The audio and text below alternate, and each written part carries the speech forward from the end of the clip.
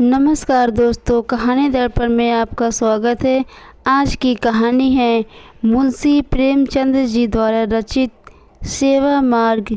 सेवा मार्ग कहानी का यह तीसरा भाग है।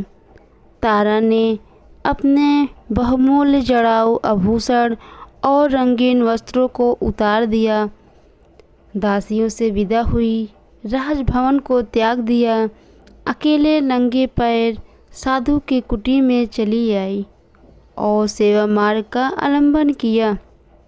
वह कुछ रात से उठती, कुटी में झाड़ू देती, साधु के लिए गंगा से जल लाती, जंगलों से पुष्प चुनती। साधु नींद में होते तो उन्हें पंखा जलती, जंगली फल तोड़ कर लाती, केले का पत्तल बनाकर साधु के समक्ष रखती। साधु नदी में स्नान जाया करते थे। तारा रास्ते में कंकड़ चुनती।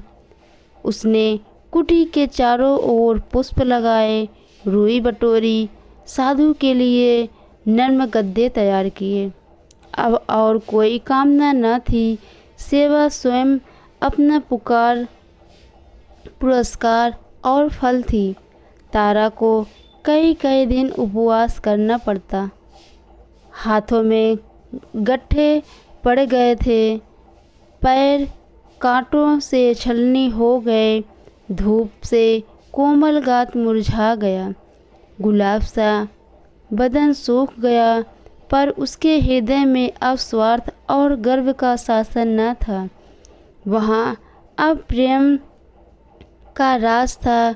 वहाँ अब सेवा की लगन थी, जिससे कुशलता की जगह आनंद का स्रोत बहता, कांटे पुष्प बन जाते। जहाँ अश्रुधारा की जगह नेत्रों से अमृत जल की वर्षा होती और दुख विलाप की जगह आनंद से राग निकलते। जहाँ से पत्थर रुई से ज़्यादा कोमल और शीतल वायु से भी मनोहर। तारा भूल गई कि मैं सौंदर्य आदित्य हूँ, धन विलासिनी। तारा अब केवल प्रेम की दासी। साधु को वन के खगों और मृगों से प्रेम था। वे कुटी के पास एकत्रित हो जाते। तारा उन्हें पानी पिलाती, दाने चुगाती, गोद में लेकर उनको दुलार करती। विषधर सांप और भयानक जंतु उसके प्रेम के प्रभाव से उसके सेवक हो गए। बहुधा रोगी मनुष्य साधु के आशीर्वाद लेने आते थे। तारा रोगियों की सेवा करती, जंगल से जड़ी बूटियां ढूंढ कर लाती, उनके लिए औषधि बनाती, उनके घाव धोती, घाव पर मलहम लगाती, रात रात भरवा बैठी उन्हें पंखा झलती। साधु के आशीर्वाद को अपनी सेवा प्रभाव युक्त बना देती थी। इस बार कितने ही वर्ष बीत गए। गर्मी के दिन आ गए थे। पृथ्वी तवे की तरह जल रही थी। हरे भरे वृक्ष सूख जाते थे। गंगा गर्मी से सिमट गई थी। तारा को पानी के लिए बहुत दूर रेत में चलना पड़ता। उसका कोमल अंग चूर चूर हो गया। जलती हुई रेत में तलवे भुन जाते। इसी दशा में एक दिन वह हताश होकर एक वृक्ष के नीचे क्षण भर दम लेने के लिए बैठ गई।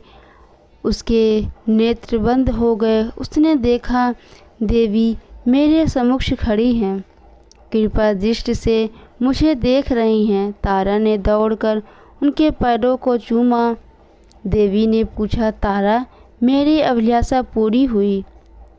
तारा, हाँ माता, मेरी अभिलाषा पूरी हुई। देवी, तुझे प्रेम मिल गया? तारा, नहीं माता, मुझे उससे भी उत्तम पदार्थ मिल गया। मुझे प्रेम के हीरे के बदले सेवा का पारस मिल गया।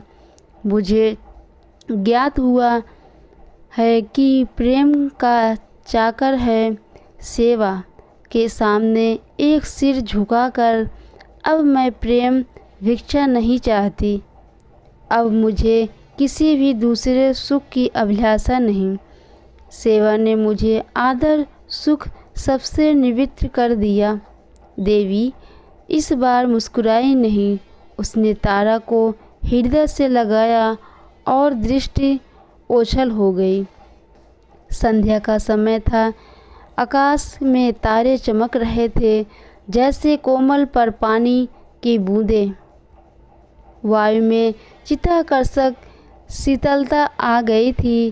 तारा एक वृक्ष के नीचे खड़ी चिड़ियों को दाना चुगाती थी कि अचानक साधु ने आकर उसके चरणों पर झुकाया और बोला, तारा तुमने मुझे जीत लिया।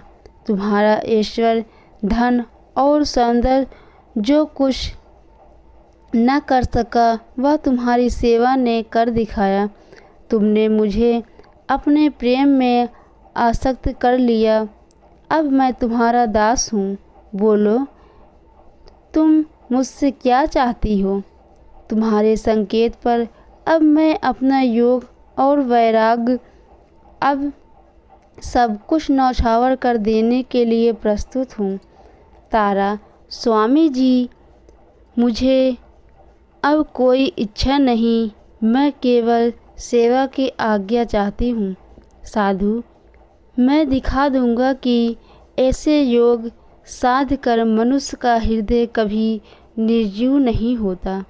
मैं भंवरे के सादृश तुम्हारे सौंदर्य का मंडराऊँगा। पपीहे की तरह तुम्हारे प्रेम में रटलाऊँगा। हम दोनों प्रेम की नौका पर ऐश्वर्य और वैभव की नदी की सैर करेंगे। प्रेम कुंजों में बैठकर प्रेम चर्चा करेंगे और आनंद के मनोहर राग गाएंगे।